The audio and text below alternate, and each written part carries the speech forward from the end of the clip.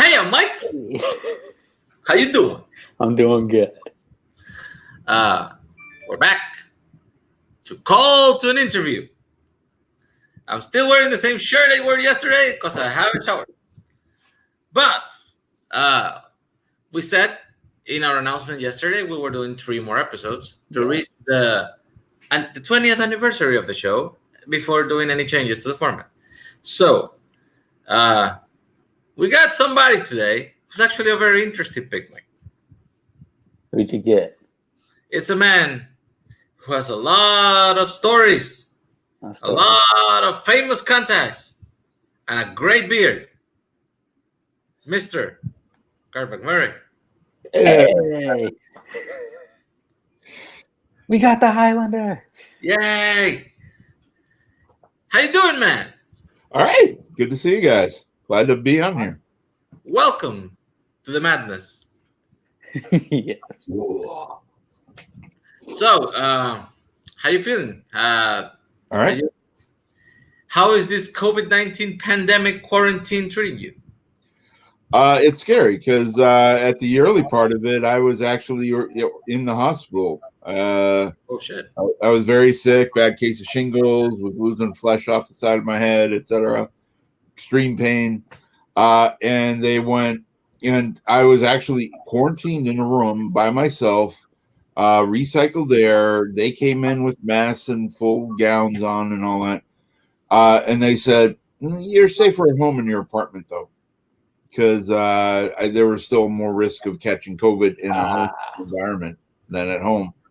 So they sent me home early and sent visiting nurses out and all that.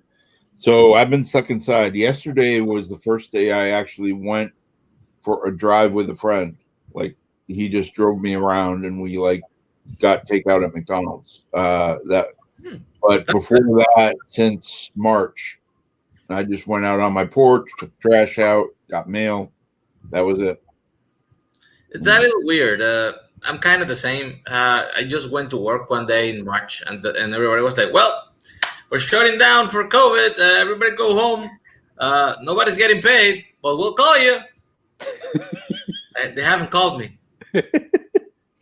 But, I mean, I cannot really have more options right now. I just have to sit down and fucking wait because they have my severance pay. Anyway,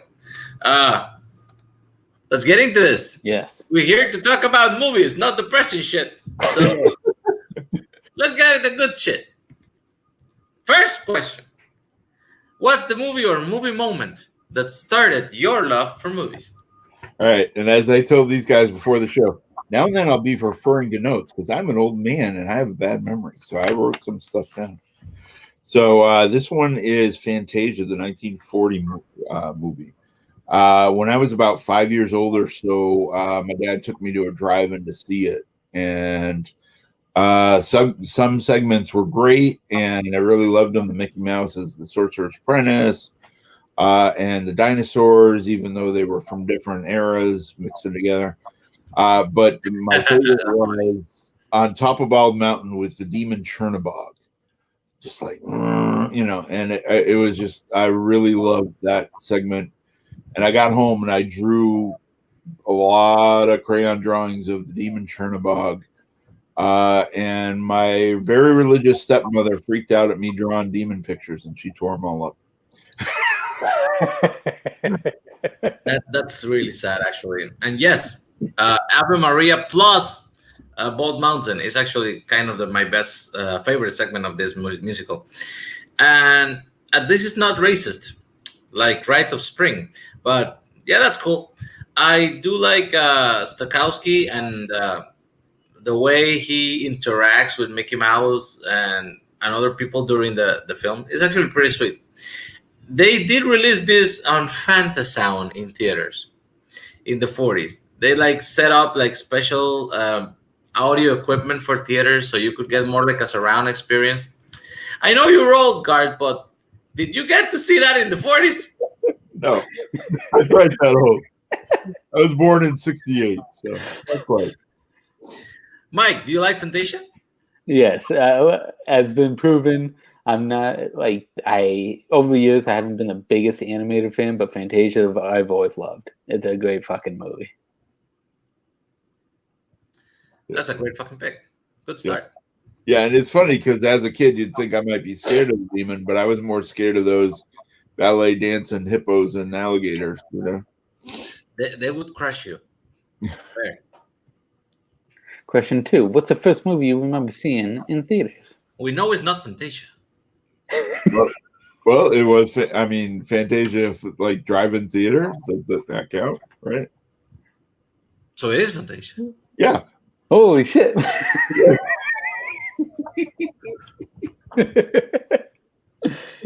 Again, a great fucking pick for seeing theaters.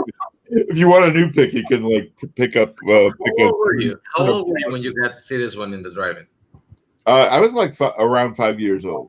That's why it was like the first movie I remember seeing in the theater. Like even though it was a drive-in theater, but that was the first time I remember my dad taking me to movies.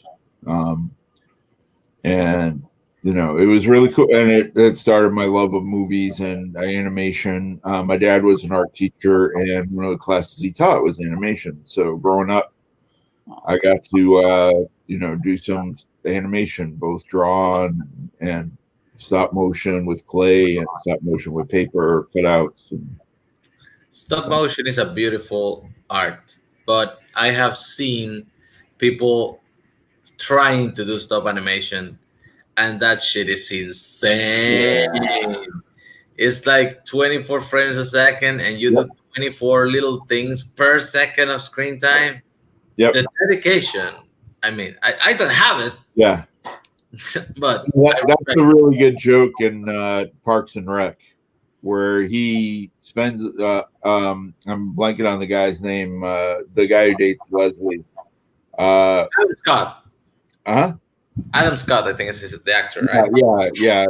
I just forget the character's name, but he spends his downtime. He's depressed, and he works on this stop motion thing, and he thinks it's like this great thing. He's like, "Let me show you what I've got done," and it's like 3 seconds. So it's like just the little figure is in a bed and just stands in. It's like stand in the place where you, and it's like, wait, that's it. Spend weeks on that. That's pretty sweet. I actually like the fact that you mentioned the drive-ins because that's another thing that's coming back. We have we don't have a date for theaters reopening here, but we do have a date for the drive-in. It's September 30th. So yay! I hope they bring Tenet. Probably, but yeah, here in Boston, they've opened theaters, and Tenet is showing like 13 times a day at the AMC Boston Common because they got like 20 screens or whatever. That's, I mean, I would wear a mask for that, but you know. I just, the way I feel is with a lot of these movies, it's like, it's still just a movie. I don't care how awesome it is, how much you've been looking forward to it.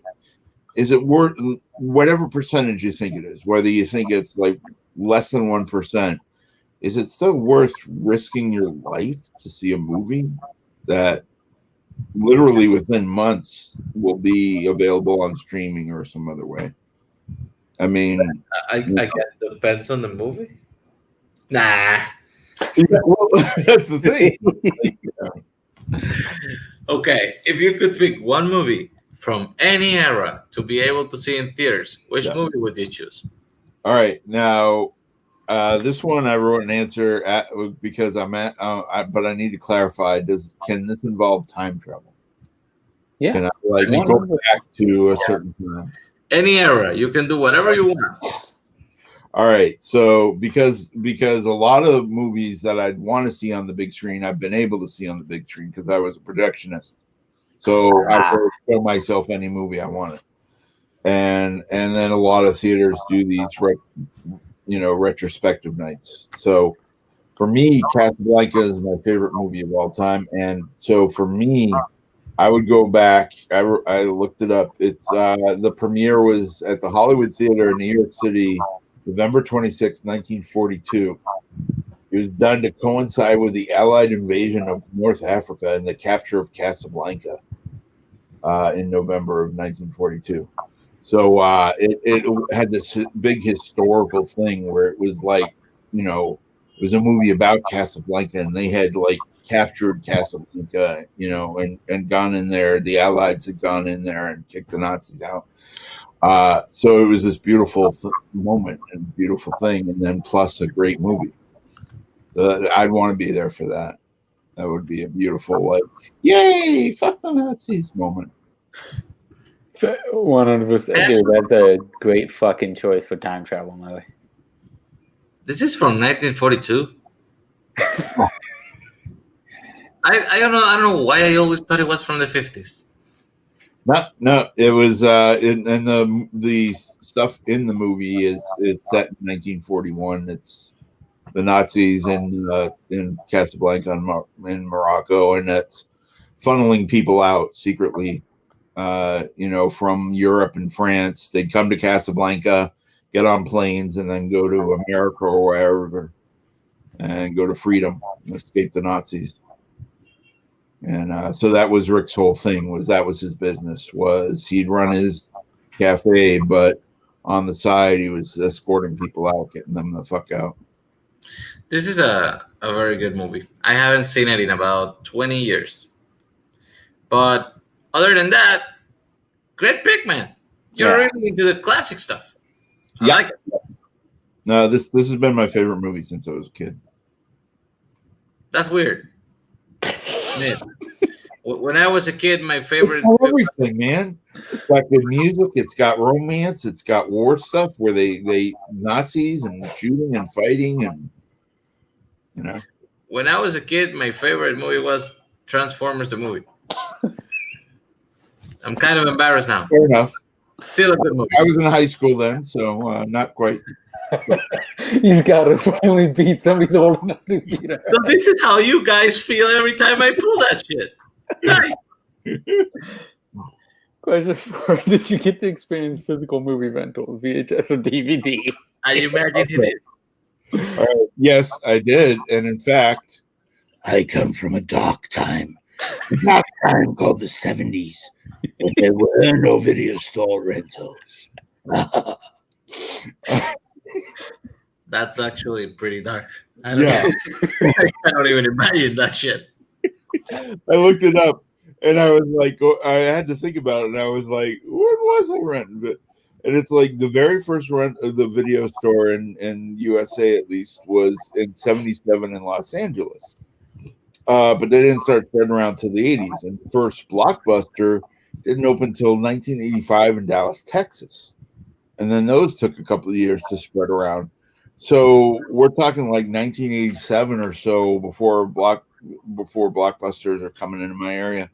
And I'm in college then. I'm like commuting to Boston and Kenmore Square and stuff. And so, you know, for me. So what did the people do when they wanted to watch a movie before video stores? Like, you can only have like theaters? Yeah, you went to theaters. You bought videotapes, you know. But like, VHS was from like 1980, right? So you could purchase the tapes. Yeah. For like what, $100? How much was a movie back then? How much money was it like to buy a movie in 1980? I actually don't know because I wasn't buying movies then. We'll get to that in a moment. Ooh. In a later question, I didn't need to buy. I mean, later in the 80s when I went to school, I started college in '86 in Kenmore Square in Boston, and there was a place, Nuggets, that sold like used records. And they sold used videotapes, and so I'd get like 10 or 20 videotapes real cheap there. But sweet. I really like the format Betamax. Yep. It was better quality than VHS. My aunt stuck to her guns with Betamax. She had only Betamax, and she stuck to her guns. And then after a while, they stopped making Betamax, and she got mad. It was a smaller tape. It lasted longer. The quality and the sound were better. The quality is way better. Sadly, Sony decided to not make it open source, and nobody could make Betamax except for Sony. And then VHS came out, and everybody could make a VHS on their mother, and you could like get a VHS for like cheap, and that fucking destroyed it. But you know, that's life. Moving on. favorite video store? All right. Well, here's where I know what you want me to say, but as we just went over, video stores didn't start coming around till the 80s in my teens. So if it counts, not really a video store, but I worked at the Audiovisual Center at Phillips Academy, Andover. Ever since I was a kid, I worked as a projectionist there Saturday nights, showing the students the Saturday night films in Kemper Auditorium. And our AV center, we had the film reels. It was, and we also had videotapes, and then later we had the laser discs and the DVD way later. But so I had access to hundreds of movies that I could just like either show myself the film or bring home the videotape or whatever. So that was my favorite video store technically. But as far as the public video stores, it was the what was it called?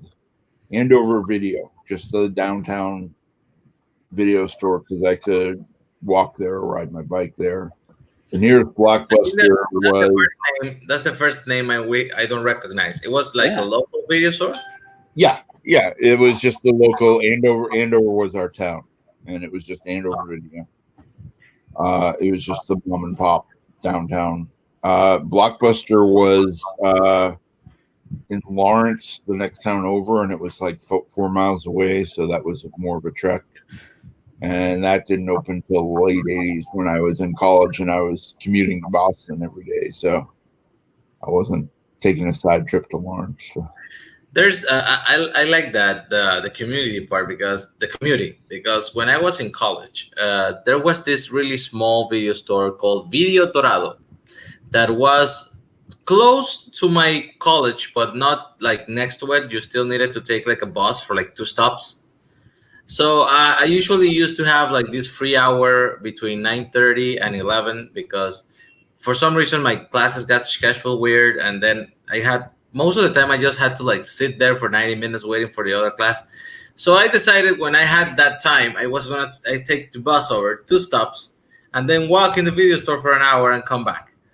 And it was great because they were very, very piracy, and they actually like copy a bunch of movies that nobody else had. And they brought things that were like really recently released in the United States, because usually things took like 2 months to get here.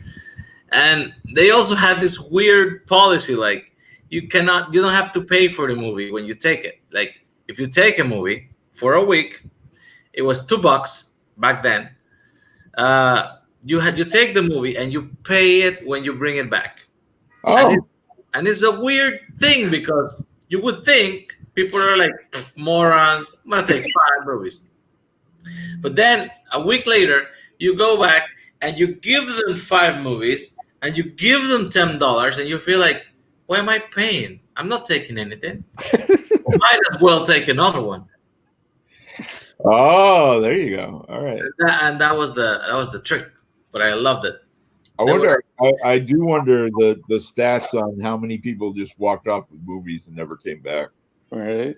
Yeah, I think that was kind of the risk, because I mean they don't really care, because are pirates, but still, it was pretty sad when the police actually shut them down. I mean, fair, but still sad. Okay, next question. What was the first movie you chose to rent by yourself? All right, now this one, like we were talking about, the video stores didn't have, when I was a kid in the 70s, we didn't have them. Yeah. In the 80s, when I was a teen, it was, so we're talking like 1982, 83, maybe, when I first rented, and I wouldn't remember that far back. Fair. But my best guess would be something like Star Wars, because that at the time that was like my ultimate movie. When that came out in 77, I saw it like a dozen times. And we're talking about episode 4, right? No, we're talking about Star Wars. It was just Star Wars, damn it. Boom, got him. Star Wars. Yep, this one just says Star Wars. It's fun. You can still find these old weird posters. And 77, just Star Wars, damn it. But how would you know where in the mythology it takes place if you don't specifically say what episode? Not a name. It was in the opening scroll, but we didn't pay attention to it. We were just like, "Oh, episode 4, what?" Actually, I have heard. My dad told me that when he went to see it the first time, it didn't have a name in the opening scroll either. When my dad watched it for the first time in theaters, he said that the scroll just started talking, and like there was like no episode 4, New Hope, none of that. Yeah, they were all of that was added later. It's just interesting. Yeah, because that he realized he wanted to save the original trilogy for later and wanted to continue with this. Wanted to do 4, 5, 6. So I still we just had a plan. It's sad to see how that prequel trilogy turned out. It was like, well, he had a plan though. You know what? I'll be a little controversial with this. I think, even though it is what it is, I think he overreached. To be honest, I think he wanted too wide of a scope in that trilogy, and I think that doesn't help because you have very small kid Anakin in one movie, and then you have like a 10-year gap, and then you have like young Padawan Anakin, and then you skip the whole Clone War, and then you have Master Jedi Anakin. So you don't really grow up with the character. You skip large chunks of his life, So I don't think that helps. But at least they had a singular voice. Yep. The sequel trilogy is a fucking mess. Yep. Even though I can honestly say that The Last Jedi is my personal favorite of the bunch, and it's my second favorite Star Wars movie of all time. That movie has nothing to do with anything else in that trilogy. And even though I can also say that Episode 7 was a great remake of Episode 4, and it's entertaining, it had nothing to do with the last one either. And that feels such convoluted and like it's just awful. It's just awful the way that ended. Yep. And with the prequels, I always like Patton Oswalt's jokes where he's like, he's imitating George Lucas, and it's like, I'm doing the prequels finally. I'm doing episodes. Oh, really? Oh, yeah. Yeah, you like Darth Vader, right? Yeah. I really love Darth Vader. Well, you're going to see him as a kid. He's going to be this whiny little brat and crying all the time. What? And then it's like, oh, and Boba Fett. You like Boba Fett, right? Yeah, no, I love Boba Fett. Yeah, he's going to be this whiny little brat, and he's going to see his dad die, and he's going to be all sad and stuff. It's like, wait, what? So, yeah, it was the prequels are definitely for a different generation than, like, for me, the original trilogy was going to be my top. Yeah, I think I like expanding the things, but I don't know, done right maybe. Yeah. Changing Speeds. Who's your favorite actor? Okay, so this one is Sean Connery. I can't do it, Sean. But he's always. I've always been into Bond. When I was a kid, one of my relatives knew Ian Fleming and had these signed first editions and let me read James Bond when I was too young to understand it fully. So I was really into the books, and I got into the movies, and Sean Connery was the Bond at the time, and Roger Moore I liked for most part, but he was a little too goofy and comedic. Oh, that's a nice choice. So is your favorite James Bond? Yeah. Like Goldfinger is still my favorite Bond movie. I love the new ones, and I love a lot of the other Bonds, but Roger Moore to me got too goofy, got too slapstick. They had that one sheriff character that they brought back a couple times, and it was like, hey, Doc Garth, trying to do a Smokey and Bandit thing. Then Moonraker was just feeding into the space stuff, had nothing to do with the book. I gotta say, I think Roger Moore is kind of like the Adam West Batman version of James Bond. Yep, exactly. I do not know what they were trying to do with that. Yeah. He was too old. He was too goofy. It was weird. And I was not surprised when the guy came out as gay later. I was like, yeah, you can kind of tell.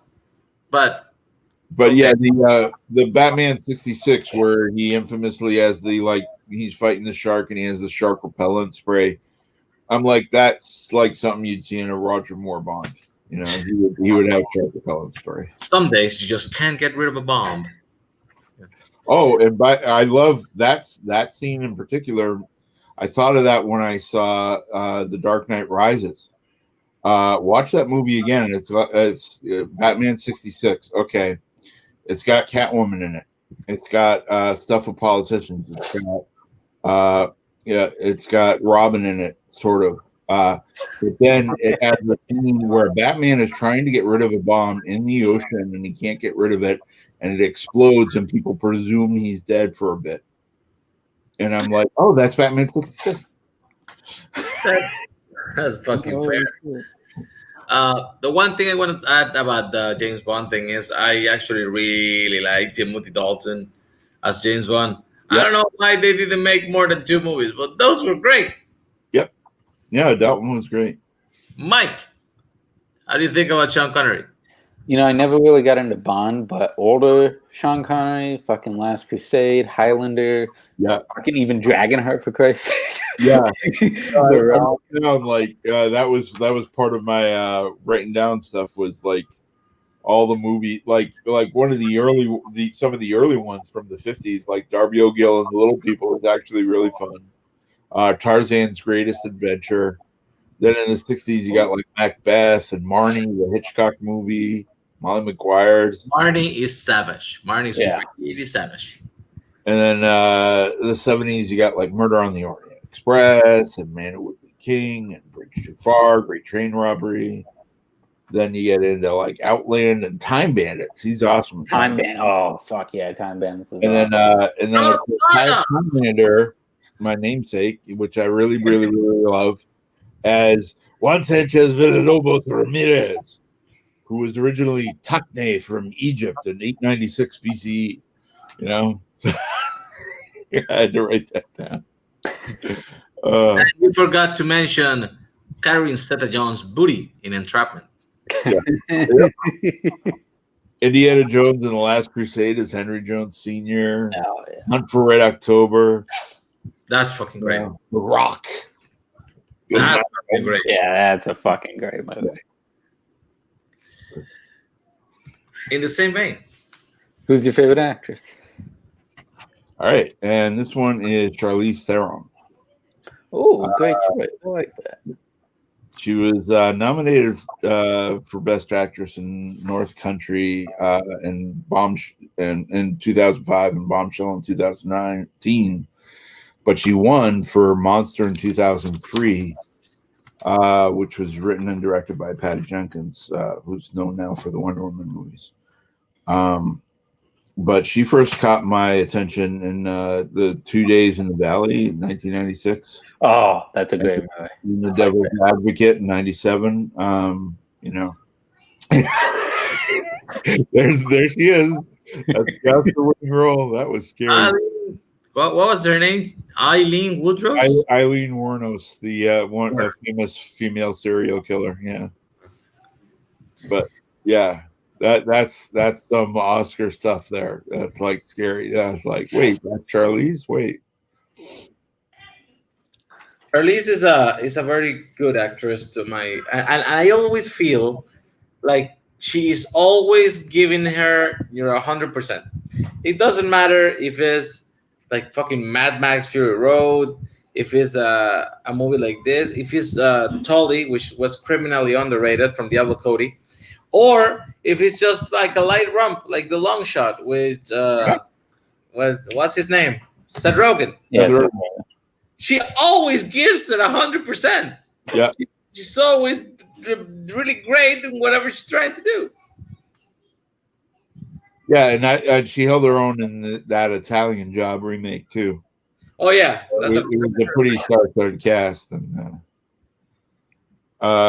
like I liked her in let's see here, Legend of Bagger Vance. I liked her in not a great movie overall, but I liked her in it.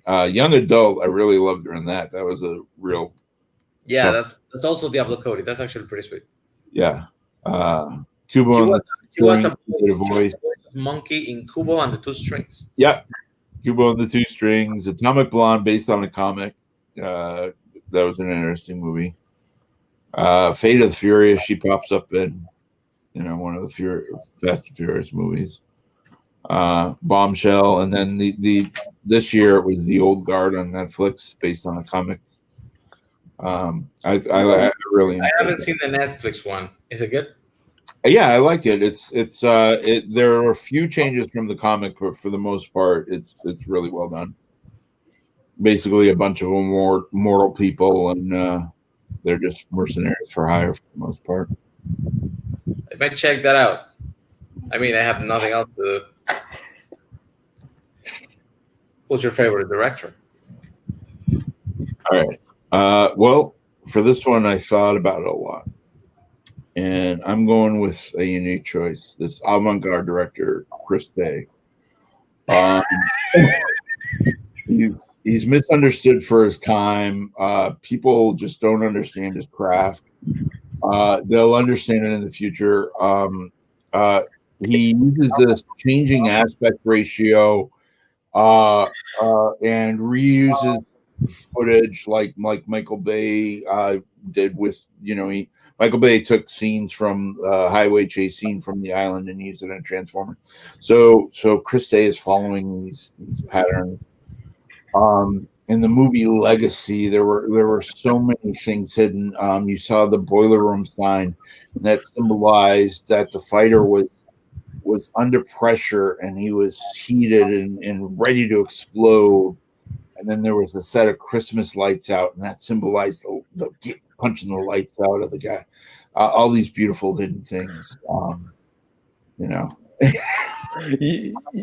You have retired this question for life. I mean, you won. You made you won, sir. By the way, give me a second here. I want to do. First of all, Mike, what do you think about Chris Day? Yeah, like Garth said, everything Garth said, he's a fucking legend in the making. This dude is gonna fucking go far. He may not be able to fucking hold his hands up when he goes up against the wall, but that doesn't matter. You know what? Yeah, and he's fearless. I mean, he's shown us so much of himself, literally. So there's so many shower scenes. In honor of the legend that is Chris Day, I'm just gonna plug this right here. You guys can just go to the Chipotle store, Further Video Store, and buy our brand new shirt. The Video Store Reacts. Productions. We only react to Alpha Productions for a reason. The man is a visionary. There is never something more entertaining or more worth your time than sitting down with us for 20 minutes to discuss the brilliance, the insanity, the tits, and the ass crack of Chris Day. Yeah, and I thought, and like I said about the hidden messages, that low down scene where he's sitting in the chair with the pants down and the back of the chair is going up the butt crack a little, and that was showing that the fighter was under this immense pressure, this immense weight on his shoulders, and he was ready to crack, but not quite. He was still being held up and still. And he actually subtly gives you things that you need to know, like if it's that there's a door in the background and you're like, why is that door there? What is behind it? It's a mystery. No, he puts a sign on it and tells you right away it's a boiler room. Yeah. Great pick. Yeah. Fucking fantastic pick. Love it. Okay, I believe you've answered this question, but let's do it anyways. What's your favorite movie? Yeah, Casablanca. Yeah. Movie. It won a couple Academy Awards, but only for, let's see here, only for Best Picture and Best Director. And Best Writing Screenplay. It was based on a play, and they changed it a little, but you'd think they were not Best Actor for Bogart and Best Supporting Actor for Claude Rains, but were nominated but didn't win. Ingrid Bergman wasn't even nominated. That was a crime. In a trivia match that I watched this week, they asked, name one of the Oscars Ingrid Bergman won, and someone said Casablanca, obviously, and it was like, nope, not even nominated. Yeah. But yeah, this movie has everything to me. It's got the romance, it's wartime, it's a World War II movie with Nazis. It's got, him doing good for the, going against the Nazis, and, his old flame comes into his life, but she's with a guy who's leading the rebellion against the Nazis. So he's like, she's better off with him than me. She's, It's a great film. Yeah. I think that's pretty good. Good pick, man. Now to get into the more important part of the Spielberg movies or Burton movies. Okay. I'm very sorry, but I gotta go with Spielberg. Yeah. I know you need more Burton people. I know you do. Spielberg just has the most movies I really love. Besides Chris Day, I think Spielberg's my second.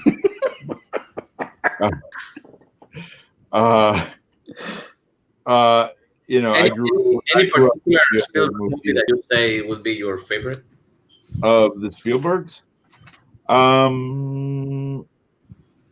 I'd probably say the Indiana Jones movies. I really love Jaws, but I'd say that Raiders, to me, I'd rather watch Raiders than Jaws over and over.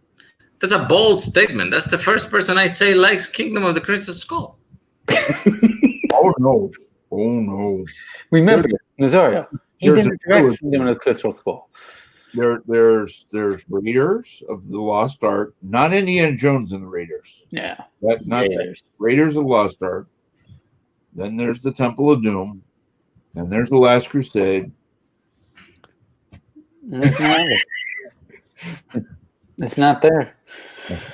No. Spielberg, unfortunately, after 2002, there's the Adventures of Tintin and Ready Player One. And by the way, it's Tintin, not Tintin. I was taught that when I was young because my parents grew up in the Belgian Congo, and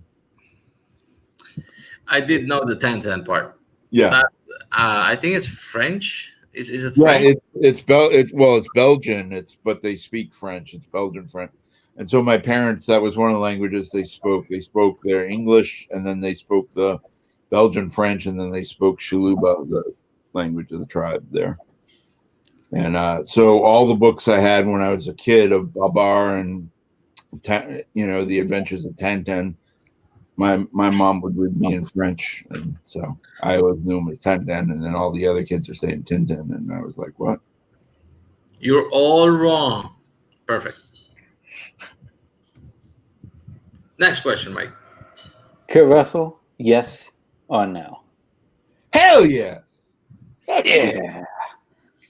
Yeah, no. Actually, because I'm an old man, I wrote down the title so I wouldn't fuck him up. But I was a fan of him as a kid with Disney movies, the Dexter Riley trilogy. Hey, I think those are on Disney Plus. The computer wore tennis shoes. Now you see them, now you don't. the computer wore tennis shoes was 69. Now you see him, now you don't, with 72. Strongest man in the world in 75.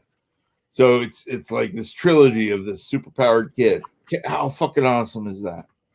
You know, those were fucking awesome when I was a kid. And then you get into like used cars. I really love that. That's an unspoken Kurt Russell gem from 1980. Then you get into Escape from New York, To Sing, great remake, is fucking incredible. Big Trouble in Little China, Backdraft, Tombstone, Stargate, Executive Decision, where they fucking kill off Seagal. They're like, no, that is a fucking legend. There is no arguing that. Yeah.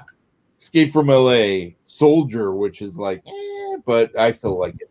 Yeah, Soldier is fucking fun. Fair. Yeah. Fair.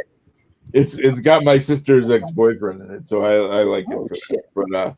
But Miracle, Sky High, The Art of the Steal, Guardians of the Galaxy Volume 2, even. He's in the MCU. Bone Tomahawk. Yeah. Yeah. No, he's awesome. Gotta love Kurt Russell. And yep, it's I could say it's a pretty landslide here. Yeah. But Yeah. I'm still surprised at the no. I'm like, there's always one person. I'm like, I mean, if there wasn't the one person, I wouldn't have a vote for Tim Burton. So Bruce Campbell, yes, no, or groovy. groovy baby. Groovy. Hell yeah. Yeah. Shop smart. Shop as Yeah, smart. that's smart. Another legend that always shines in small roles and B movies and has greatest chin known to men. Yep. Can you imagine that man in a Batman cowl? Oh, I know. Yeah, like him and Jay Leno should have a chin off. like a little charity event where they just have a like chin fight, just like. I'd pay for that. Fair. But yeah, he's great in every little thing. Recommend 2 movies people wouldn't expect from you. All right. This one I had to think about because I'm so all over the place. People might expect it, but I am known for hating most musicals. They're not for me. I'm not a musicals guy.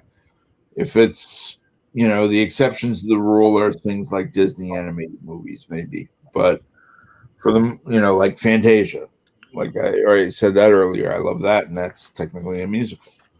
But for the most part, West Side Story, stuff like that, no thanks. So I went with a couple musicals I really like. And one is Dancer in the Dark from 2000. Oh my God. That's the best fucking musical ever. Written and directed by Lars von Trier and starring Bjork, David Morse, and Catherine Deneuve. With daydreams and fantasies of a musical life. And I think it's a beautiful, unique movie. And it's a musical I can get behind. Dude, I'm gonna be honest. I feel completely pandered to, and I fucking love it. This thing, how to explain this thing? This thing is a musical that goes against musical rules. Yeah. And yes, we did. Yes, we did, Andrew. Musicals are meant to have a structure. They're meant to be happy stories. They're meant to be a certain way. And this just goes on every other way possible. Yep. Not only that, it features Bjork, which is my personal favorite female artist of all time. Awesome. I love her music. I love how she deconstructs it. And she wrote basically the whole thing. The music for this movie is hers. She actually released the album. It's called Selma Songs, which is basically the soundtrack for the movie of the parts that she wrote. And not even that. She does the one duet that got nominated for an Oscar with fucking Thom Yorke from Radiohead, which is a freaking amazing band. So everything was hitting on all cylinders. The movie is a little long, but it never feels that long. And it is always entrancing. It always kind of holds you. And the final song, where she says like this is the next to last song because the last song in a musical always has to be happy, and then they give you that ending. Jesus, Yeah, that is. Oh, this is the best pick you had all day, and you pick fucking Chris Day. So, which one is the other one? I'm curious. okay, and the other one is another musical, and that's Enchanted from 2007 with Amy Adams, Patrick Dempsey, James Marsden, Susan Sarandon, and more. It's Disney animated people. She's transported from a Disney animated world into the real world, and when she calls like woodland creatures to make her a dress, instead of beautiful woodland creatures, it's like roaches, cockroaches, rats, pigeons. It's just a wonderfully funny movie, and very unique. And it's a Disney movie, but with a realistic take. And at the end, Susan Sarandon as Narissa becomes a big dragon, and big dragon scene. But she saves the day, not the guys. So it's a wonderful little like twist on things. Yeah, actually, this is actually one very underrated movie. I think it had the potential to reach higher, but yeah, the part with the dragon, I would prefer like if the dragon did something other than just be there, like hanging in the tower. But other than that, I actually think this is a pretty good movie because basically it's similar in structure to to Snow White with a little bit of Sleeping Beauty mixed in. Yeah. But I think the person who actually makes the movie is Amy Adams, because I think she's probably gonna be my favorite actress right now, and she is just pitch perfect on whatever you put her in. And it's in this one they actually ask her to be a freaking cartoon princess. Yep. And somehow she fucking did. You never question that she is a cartoon princess in this movie. Even the way she reacts to all the cockroaches and the rats coming to help her, Yeah. it's kind of brilliant. James Marsden is also pretty good in this, but I think he gets outshined by how good Amy Adams is. Yes. Yeah. No, I mean, she's the star of the movie for a reason, and they're just breaking out into song and stuff like that. It's really fun, I gotta say, man, great fucking picks. Also, we lost Mike. Yeah, I know. He bailed out. Let's forgive the guy. It's his birthday. Happy birthday, Mike. I didn't say that earlier. Happy birthday, Mike. So, well, basically that's what we got for you guys today. Let's just check if anybody in the comments has anything to add that we haven't just shown yet. I'm curious if Bar likes my musical choices because he's the musical man. Yeah, for not having a better career. That's actually kind of on him, Bar. Yeah. I mean, he did pick to make 27 dresses. I mean, that's just. Well, and James Marsden is the poor guy who, always gets screwed over with the girl stuff, Oh, yeah. Superman Returns and stuff like that. And then Superman Returns. And the X-Men. But, I mean, let's be fair. He was going against Superman and Wolverine. So, yeah. Those are losing fights. That's like trying to go against fucking Batman, Yeah. So, Bar, what do you think about the musical picks of Mr. Garth McMurray? Hey, he's back. Welcome back, birthday boy. Happy birthday, man. Thank you. Boo! Boo you, sir! You call yourself a musical man, and you give me this shit. Oh. I haven't seen any either, Bert. Don't worry. Fair. All right. Well, your assignment is to watch Dancer in the Dark soon. Dance in the Dark. I'll add that to my list. Yeah. It's a very unique, wonderful movie. I guess that's it for today, guys. Thanks for everybody who watched. We had coming up and down some viewers for a bit there, but we settled in quite nicely in the end. And I'm pretty sure we get some more views for this on the repost for the YouTube. So, I'd like to thank everybody for showing up today. Mr. Garth Highlander McMurray for coming and giving us a lesson on movie history, which is pretty amazing. Mike, happy birthday, Mike! This has been episode 18. We're still hanging on with this format for 2 more. See you next time.